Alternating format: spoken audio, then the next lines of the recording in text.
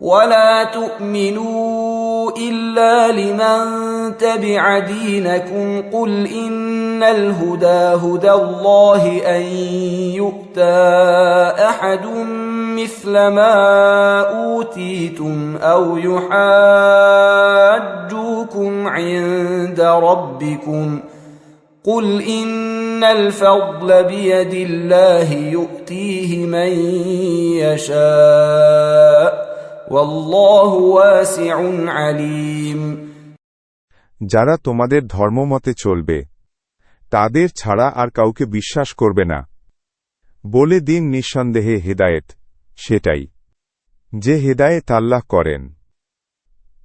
আর এসব কিছু এজন্যে যে তোমরা যা লাভ করেছিলে তা অন্য কেউ কেন প্রাপ্ত হবে, কিংবা তোমাদের পালনকর্তার সামনে তোমাদের উপর তারা কেন প্রবল হয়ে যাবে।